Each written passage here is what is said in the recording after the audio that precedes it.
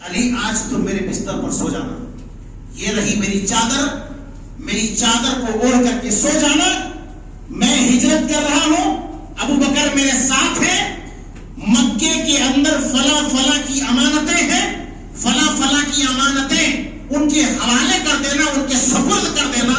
اللہ کے نبی کتنے امین تھے، کتنے صادق تھے، اور امانت کی اہمیت کیا ہے، امانت کی قدر کیا ہے، ذرا ہم اور آپ اس اہمیت کا اندازہ لگائیں کہ امانت کی اہمیت کیا ہے۔ اللہ نے قرآن کے تعلق سے، قرآن میں امانت کے تعلق سے ذکر کیا، احادیث میں امانت کے تعلق سے اللہ کے نبی صلی اللہ علیہ وسلم نے واضح طور پر بیان فرمایا۔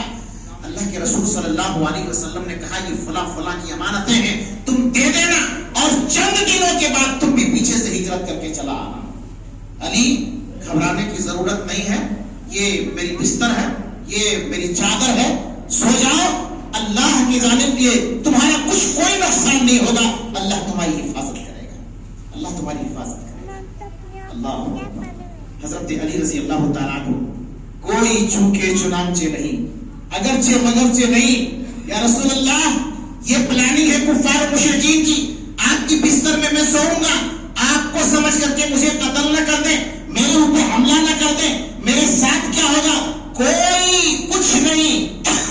اللہ کے نبی کا حکم تھا، اس موت کے بستر کو گلے سے لگا لیا، اس موت کے بستر کو پھول کا بستر سمجھ لیا، اپنے لیے خوش قسمتی کا باعث سمجھا۔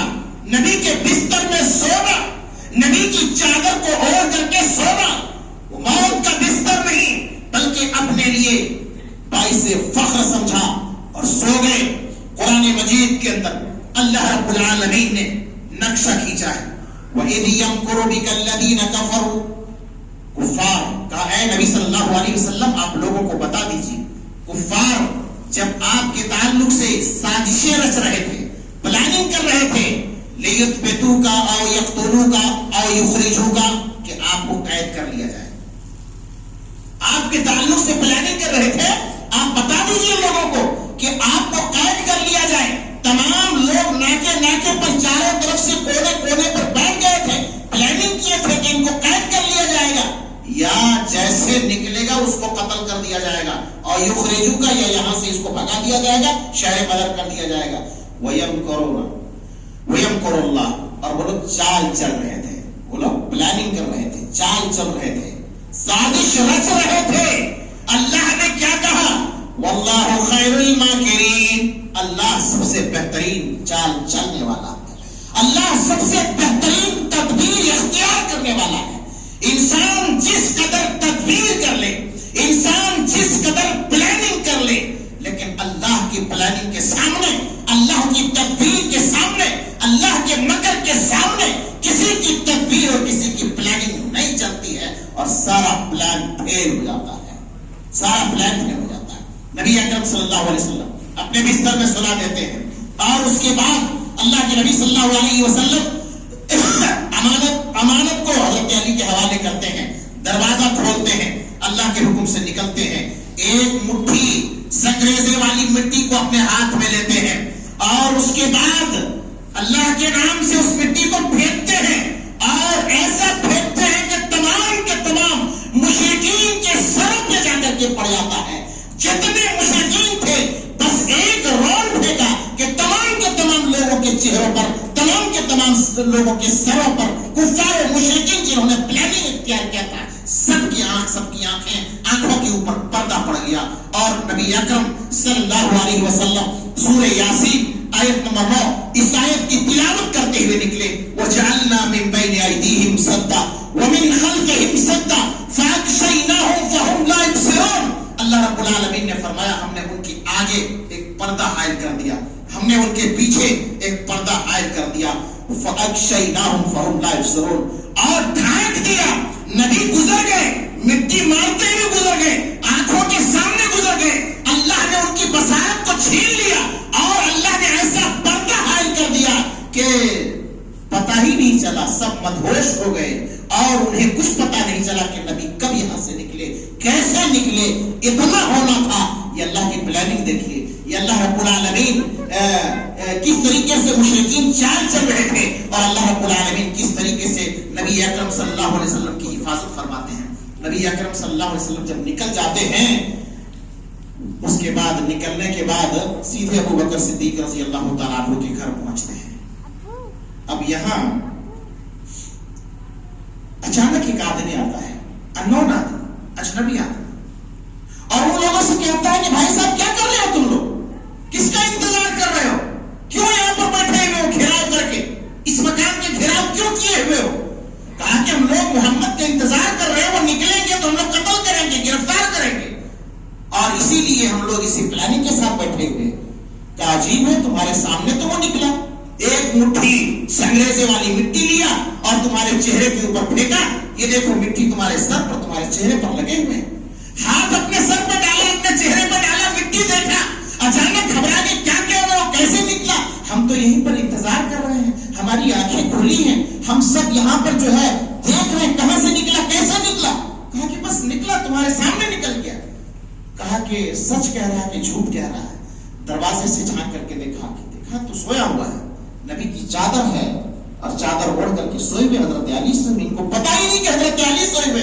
کہا نہیں تم جھوٹ بول رہے ہو, وہ تو بستر میں سوئے ہوئے ہیں, اپنی چادر اوڑھ کے سوئے ہوئے ہیں, ابھی وہ نکلیں گے. صبح ہو گئی, حضرت علی رضی اللہ تعالیٰ عنہ نکلتے ہیں, ان کے طوطے اڑ جاتے ہیں, ان کے ہوش و حواس اڑ جاتے ہیں. یہ کیا ہوا؟ یہ علی نکل رہے ہیں, حضرت علی نکل رہے ہیں, گرفتار کر لیتے ہیں, پکڑ لیتے ہیں, مارتے ہیں, پیٹتے ہیں حضرت علی کو, اور پکڑ کر کے اس کو تھوڑی دیر تک قید کر لیتے ہیں, خانہ کعبہ لے جاتے ہیں, ٹارچر کرتے ہیں, مارتے ہیں, پیٹتے ہیں, اور قبول کروانے کی کوشش کرتے ہیں. بتاؤ محمد صلی اللہ علیہ وسلم کہاں نکلے ہیں, کیسے نکلے ہیں؟ کہا نہیں, اس بارے میں مجھے کوئی علم نہیں.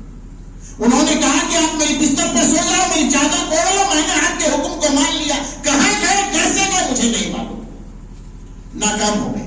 نبی اکرم صلی اللہ علیہ وسلم ابو بکر صدیق رضی اللہ تعالیٰ عنہ کو لے کر کے راتوں رات نکلتے ہیں. کہاں نکلتے ہیں؟ غار ثور. غار ثور یہ مکہ کے اندر دیکھیں گے کچھ میل, خانہ کعبہ کے کچھ میل دوری پر, چند کلومیٹر کی دوری پر جو ہے وہ غار ثور ہے. تقریباً 5 میل کے فاصلے پر جو ہے وہ غار ثور ہے. یاد رکھیے گا, غار ہرا الگ ہے اور غار ثور الگ ہے. غار ہرا وہ ہے جہاں اللہ کے نبی جا کر کے عبادت کرتے تھے اور جہاں وحی کی شروعات ہوئی تھی, حضرت جبرائیل وحی لے کر کے آئے تھے, وہ غار ہرا ہے. اور یہ غار ثور ہے جہاں حضرت ابو بکر کے ساتھ اللہ کے نبی صلی اللہ علیہ وسلم نے جا کر کے پناہ لیا تھا, جا کر کے چھپے تھے, اور 3 دنوں تک اس غار کے اندر چھپ کر کے رہتے تھے. وہ غار ثور, غار ثور کے اندر پہنچے. اور غار ثور کی اونچائی کتنی ہے معلوم ہے؟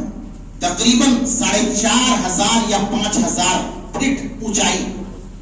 اور اس اونچائی پہاڑ آج بھی حج کرنے والے, عمرہ کرنے والے, میں نے دیکھا ہے, جا کر کے جاتے ہیں لوگ, معائنہ کرتے ہیں, مشاہدہ کرتے ہیں, لیکن وہاں جا کر کے نماز وغیرہ لوگ پڑھتے ہیں غار ہرا میں, غار ثور میں. یہ نماز پڑھنا, عبادت کرنا وہاں درست نہیں ہے, اور وہاں چڑھنا ثواب کا کام نہیں ہے.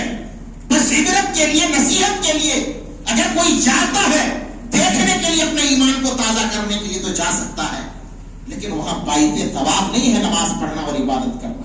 بہرحال 4,500 فٹ اور 5,000 فٹ اونچائی نبی اکرم صلی اللہ علیہ وسلم چڑھ رہے ہیں, اور ساتھ میں ابو بکر صدیق رضی اللہ تعالیٰ عنہ کھانا پینا کچھ لے کر کے وہاں پہنچ جاتے ہیں. چڑھتے چڑھتے پتھریلی زمین, ابھی بھی دیکھیں کہ پتھر ہے, بڑے خطرناک راستے, ابھی تو بہت اچھا کر دیا گیا ہے کیونکہ لوگ چڑھتے اترتے رہتے ہیں. چڑھنا شروع کیے, نبی اکرم صلی اللہ علیہ وسلم کے پیر زخمی ہو گئے, آپ کے پیروں سے خون نکلنے لگا. ابو بکر صدیق رضی اللہ تعالیٰ عنہ انہوں نے دیکھا نبی صلی اللہ علیہ وسلم کی حالت بہت پست ہے, آپ کے پیر زخمی ہو گئے ہیں, آپ صحیح سے چل نہیں پا رہے ہیں. یا رسول اللہ ٹھہر جائیے. آپ اللہ کے نبی صلی اللہ علیہ وسلم کے قریب پہنچے. ابو بکر صدیق رضی اللہ تعالیٰ عنہ ابو بکر صدیق رضی اللہ تعالیٰ عنہ نبی اکرم صلی اللہ علیہ وسلم کو اپنے کاندھے پر اٹھا لیا. اللہ اکبر, کیا ایمانی طاقت تھی. نبی کو, جوان آدمی کو ابو بکر صدیق رضی اللہ تعالیٰ عنہ نے اپنے کاندھے پر اٹھا لیا. یا رسول اللہ, میں اپنے کندھے پر رکھ کر کے, اپنے کندھے پر سوار کر کے میں آپ کو اٹھا لوں گا, آپ کو گھبرانے کی ضرورت نہیں ہے. چڑھتے ہیں, اس غار گوفا کے پاس پہنچتے ہیں. پہنچنے کے بعد کہتے ہیں کہ یہاں پر ہم لوگ پناہ لے لیتے, یہ صحیح جگہ ہے.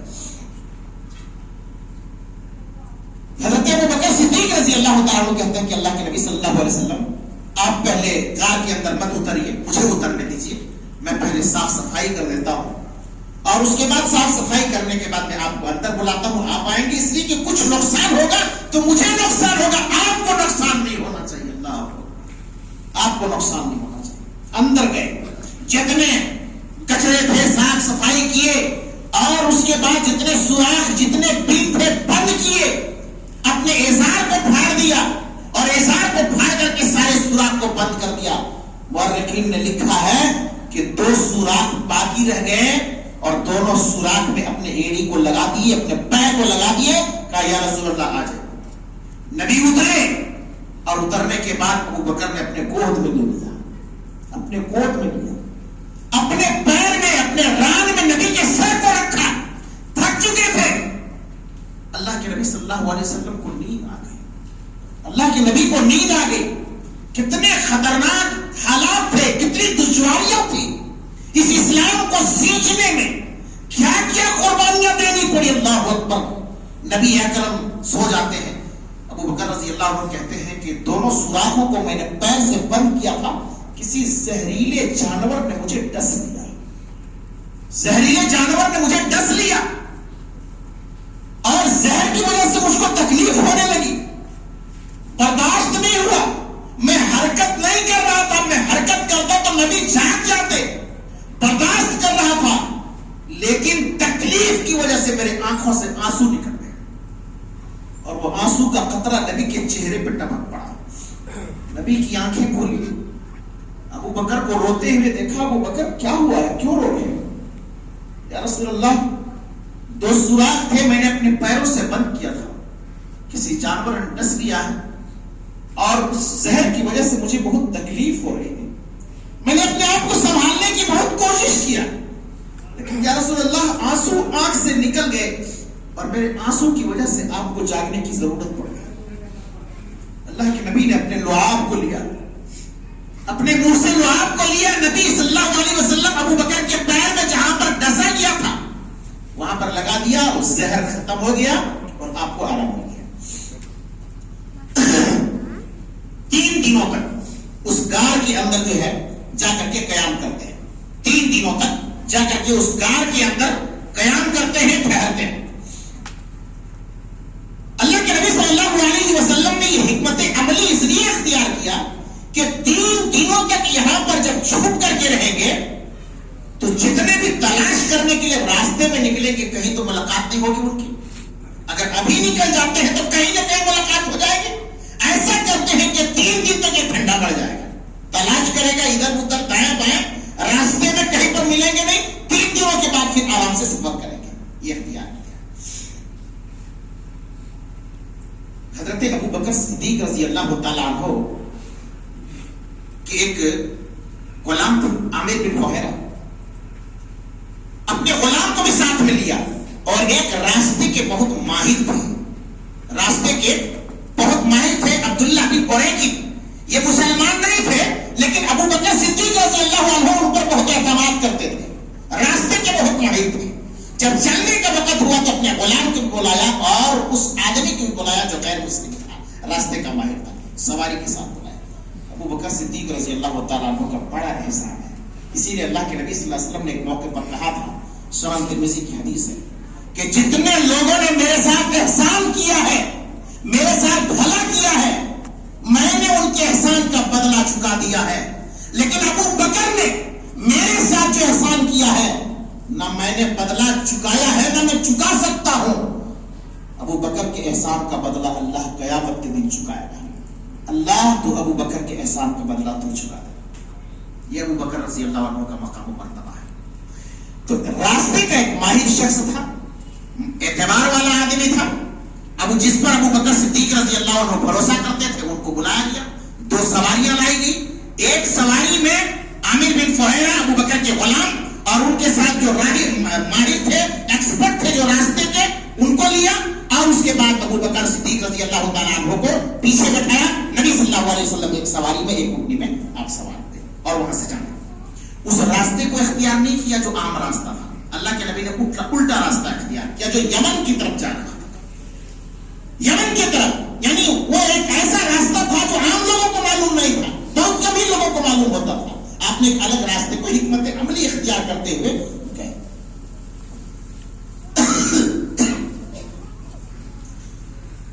حضرت ابو بکر صدیق رضی اللہ تعالیٰ عنہ کہتے ہیں کہ جب غار میں ہم لوگ تھے, اسی درمیان مشرکین کو پتا چل گیا کہ محمد صلی اللہ علیہ وسلم اپنے ساتھی ابو بکر کے ساتھ یہاں سے نکل چکے ہیں. اب ان لوگوں کا غصہ بھڑکا, اور یہ دشمنان اسلام, یہ چند لوگ ابو جہل اور دشمنان اسلام دیگر لوگ حضرت ابو بکر کے گھر پہنچ گئے. حضرت ابو بکر کے گھر پہنچ گئے. کہاں ہے تمہارے باپ؟ حضرت اسما رضی اللہ تعالی عنہا آپ کی بڑی بیٹی, عائشہ رضی اللہ عنہا چھوٹی بیٹی, اسما سے پوچھا کہ کہاں ہے تمہارے باپ؟ حضرت اسما کہتی کہ مجھے نہیں معلوم. ابو جہل کمبخت, اسلام کا دشمن, اپنے ایک زوردار تماچا سے اپنے ہاتھ اٹھایا اور ایک زوردار تماچا مارا حضرت ابو بکر صدیق رضی اللہ تعالیٰ عنہ بیٹی, آپ کی بیٹی اسما پر ایک تماچا لگایا. اسلام کی بیٹیوں نے کتنی قربانیاں دی ہیں, کتنی قربانیاں دی ہیں, اور اسلام کے لیے کتنا برداشت کیا ہے. ایک تماچا ابو جہل نے مارا, کان کی بالی زمین پہ گر گئی, کان کی بالی زمین پہ گر گئی. تلاش کرتے ہوئے غار تک پہنچ گئے جہاں حضرت ابو بکر اور نبی صلی اللہ علیہ وسلم غار میں تھے. ابو بکر رضی اللہ عنہ کہتے ہیں کہ غار کے منہ تک پہنچ چکے تھے. ابو بکر صدیق رضی اللہ تعالیٰ عنہ نے کہا کہ نظریں اٹھائی میں نے تو دیکھا کہ دشمن بالکل منہ کے قریب پہنچ گئے ہیں. ابو بکر صدیق رضی اللہ تعالیٰ عنہ کہتے ہیں یا رسول اللہ, دشمن تو یہ غار تک پہنچ گئے ہیں, نظریں اگر نیچے کی تو ہمیں دیکھ لیں گے, ہمیں گرفتار کر لیں گے. تو اس موقع پر اللہ کے نبی صلی اللہ علیہ وسلم نے صبر دیا. کہا ما ظنک یا ابا بکر باثنین اللہ ثالثہما. ابو بکر کیا گمان ہے کہ ہم دو ہیں لیکن ہمارا تیسرا اللہ ہے, یعنی ہمارے ساتھ اللہ ہے, گھبرانے کی ضرورت نہیں ہے. لا تحزن ان اللہ معنا, گھبرانے کی ضرورت نہیں, اللہ ہمارے ساتھ ہے. بہرحال وہاں بھی ان لوگوں نے نہیں دیکھا. نبی صلی اللہ علیہ وسلم ابو بکر صدیق رضی اللہ تعالیٰ عنہ کے ساتھ چل دیے. رات بھر سفر کیے, دوپہر کا وقت ہو گیا, دن چلا آیا, دوپہر کا وقت ہو گیا, بھوک لگ رہی تھی. اللہ کے نبی صلی اللہ علیہ وسلم, ابو بکر اور ساتھ میں جو لوگ تھے وہ ایک چٹان کے نیچے سائے میں آرام کرنے لگے. اللہ کے نبی سو گئے. ایک چرواہا ادھر سے آ رہا تھا, صحیح بخاری کی روایت ہے, امام بخاری رحمہ اللہ نے اس حدیث کو نقل کیا. ایک چرواہا آ رہا تھا. ابو بکر صدیق رضی اللہ عنہ نے کہا کہ اپنے بکریوں کا دودھ دوہنے کے لیے دو گے؟ کہا دودھ دو, ضرورت تم کو ہے تو دودھ. حضرت ابو بکر نے دودھ دوہا, اللہ کے نبی صلی اللہ علیہ وسلم کو پلایا. حضرت ابو بکر کہتے ہیں جب نبی نے پیا تو مجھے بڑی خوشی ہوئی. اللہ کے نبی صلی اللہ علیہ وسلم کو بہت زیادہ بھوک لگ رہی تھی اور بہت آپ جو ہے پریشان ہو گئے تھے بھوک سے, تو آپ نے دودھ پیا تو مجھے بہت اچھا لگا. پھر اس کے بعد آگے بڑھتے ہیں. ابو بکر صدیق رضی اللہ تعالیٰ عنہ کو پتا تھا ایک خاتون تھی ام معبد, بڑی مشہور خاتون تھی اور بڑی جو ہے بہت چرچا تھا اس خاتون کے تعلق سے. راستے میں ان کا گھر پڑتا تھا اور آنے جانے والوں کو کھانا کھلاتی تھی, پانی پلاتی تھی, خدمت کرتی تھی, خوب مہمان نوازی کرتی تھی. ابو بکر نے سوچا کہ اسی راستے سے چلتے ہیں, وہاں کچھ کھانا پینا مل جائے گا, ام معبد کچھ مہمان نوازی کر دے گی, ہم لوگوں کے لیے بھلا ہو جائے گا. یہ ام معبد کا واقعہ امام حاکم نے بھی ذکر کیا, صاحب مشکات میں مشکات المصابیح کے اندر علامہ البانی رحمہ اللہ نے اس حدیث کو صحیح کہا ہے. شیخ زبیر علی زئی نے بھی اس حدیث کو حسن کہا ہے. حدیث صحیح سند کے ساتھ ہے. ام معبد کے خیمے سے جب گزر ہوا تو ابو بکر صدیق رضی اللہ تعالیٰ عنہ نبی صلی اللہ علیہ وسلم کے ساتھ میں کہا کہ ہمیں کچھ مہمان نوازی کرو گی؟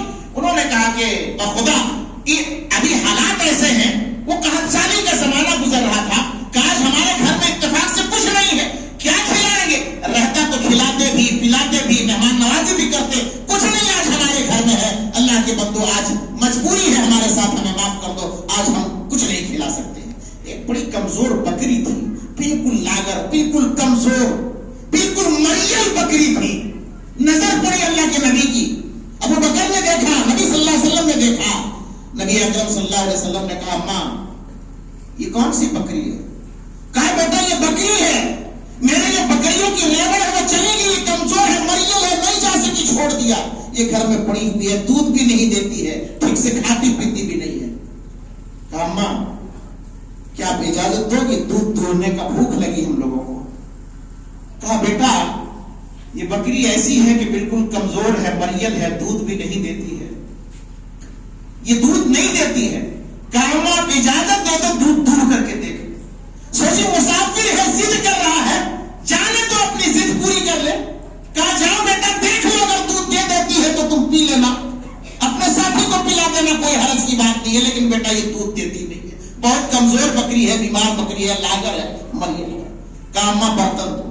ایک بڑا سا برتن دیا معبد نے، اور بڑا برتن کو اللہ کے نبی صلی اللہ علیہ وسلم نے اللہ کا نام لیا، دعا کی، بکری کے اوپر ہاتھ لگایا، تھن میں ہاتھ لگایا اور برتن میں دودھ دوہا۔ اللہ کے نبی صلی اللہ علیہ وسلم نے تھن میں لبالب دودھ، بکری بالکل تیز تر رہا، پوری پٹ، اور اس کے بعد دودھ دوہا، برتن بھر گیا، پورا برتن بھر گیا، اور جھاگ اوپر پھینکنے لگے۔ اللہ کے نبی صلی اللہ علیہ وسلم نے اس برتن کے دودھ کو سب سے پہلے معبد کو پلایا۔ اماں پہلے آپ دودھ پی لو، بکری تو بہت دودھ دینے والی ہے، بیٹا یہ دودھ کیسے دیتی، یہ تو بہت کمزور بکری تھی۔ کہا اماں دودھ دیا، آپ پی لو۔ اس بڑھیا نے پی، معبد نے پیا۔ نبی اکرم صلی اللہ علیہ وسلم نے اپنے ساتھیوں کو پلایا، ابو بکر کو پلایا، اللہ کے نبی بھی پیے۔ کہا اماں برتن پھر مجھے دو، پھر میں دودھ دو لیتی ہوں۔ کہا بیٹا لو یہ برتن تمہارے حوالے ہے۔ نبی نے پھر دودھ دہا اور پورا دودھ کا برتن معبد کے حوالے کر دیا اور وہاں سے چلے گئے۔ ابو معبد ان کے شوہر آئے کچھ دیر کے بعد، گھر کا ماحول بدلا بدلا سا لگ رہا تھا۔ کیا ہوا، یہاں سے کسی کا گزر ہوا ہے کیا؟ ہاں گزر تو ہوا، گزر ہوا ہے۔ کس کا گزر ہوا ہے؟ کہا مت پوچھو، ایک ایسے انسان کا گزر ہوا جو آج تک اس انسان سے زیادہ خوبصورت میں نے نہیں دیکھا، بڑا حسین تھا، ایسا نقشہ کھینچا، ایسا منظر ان کے سامنے رکھا، ایسا حلیہ بیان کیا کہ مورخین نے، سیرت نگاروں نے اپنی کتابوں کے اندر، اپنے صفحات کے اندر اس چیز کو محفوظ کر لیا۔ کہا اتنا حسین، اتنا جمیل کہ آج تک ایسے انسان کو میں نے، ایسے جوان کو نہیں دیکھا۔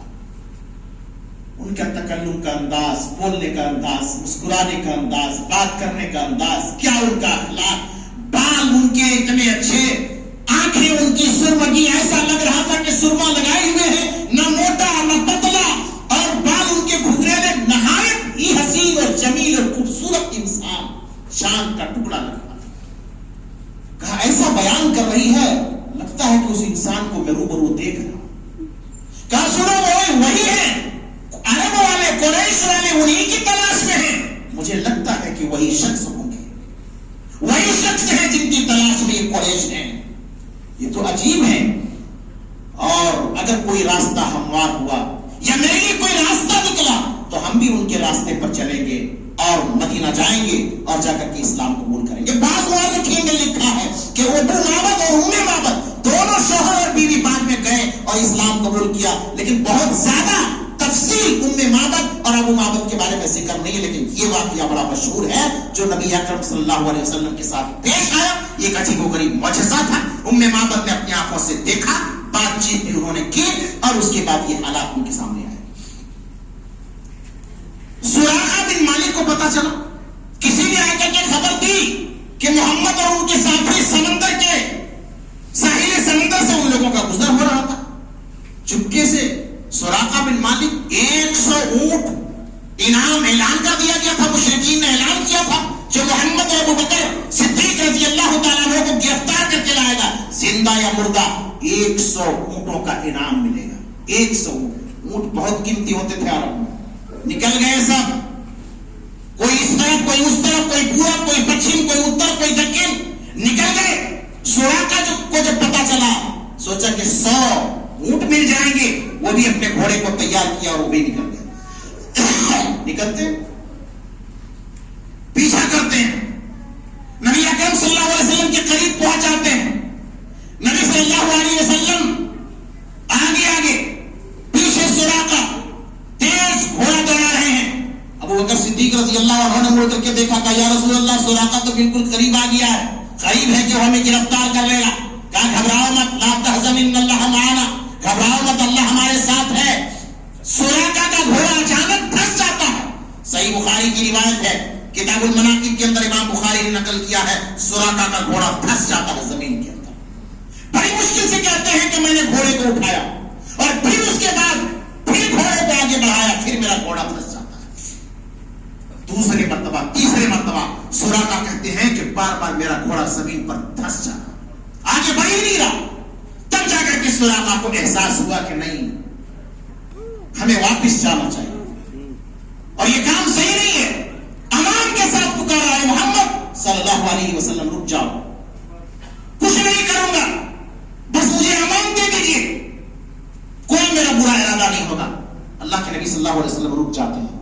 سراقہ قریب آتا ہے، یقین ہو گیا کہ ابھی تک میرا گھوڑا پھنس رہا تھا بار بار، اور نبی جب امان دے دیے ہیں اور میں قریب جا رہا ہوں تو میرا گھوڑا آرام سے جا رہا ہے. یقین ہو گیا کہ ان کا دین غالب آ کے رہے، غالب آ کر رہے. گئے، نبی سے ملاقات کی اور اس کے بعد کہا اے محمد صلی اللہ علیہ وسلم، آپ ہمیں کوئی امان نامہ دے دیجیے، لکھت طور پر ہم کو دے دیجیے کہ میرا کچھ نہیں ہوگا، امان نامہ لکھ دیجیے. نبی صلی اللہ علیہ وسلم نے ابو بکر کے غلام کو عامر بن فہیرہ کو کہا کہ چمڑے میں لکھ کر کے اس کو امان نامہ دے دو، لیکن کہا یاد رکھنا راستے میں اگر کوئی ملے تو اس کو کہہ دینا کہ اس راستے میں محمد صلی اللہ علیہ وسلم کو میں نے نہیں دیکھا، کہہ دینا کہ تلاش کر لیا، ادھر کوئی نہیں ملا.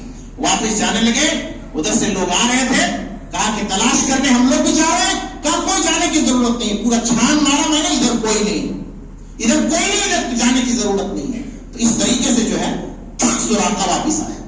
بریدہ اسلمی یہ بھی جو ہے نکلے تھے رضی اللہ عنہ، بعد میں انہوں نے اسلام قبول کیا، سراقہ نے بھی اسلام قبول کیا. بریدہ اسلمی کہتے ہیں کہ میں بھی نکلا تھا، لیکن جب نبی سے ملاقات ہوئی، اپنی قوم کے سردار تھے، تو ملاقات کرنے کے بعد، بات چیت کرنے کے بعد انہوں نے اسلام قبول کیا، اور خود ہی نہیں بلکہ اپنے قبیلے کے 70 لوگوں کے ساتھ اسی موقع پر انہوں نے اسلام قبول کیا. بریدہ اسلمی رضی اللہ تعالیٰ 70 لوگوں کے ساتھ اپنے قبیلے میں انہوں نے اسلام قبول کیا. یہ بھی قتل کرنے کے لیے نکلے تھے. بہرحال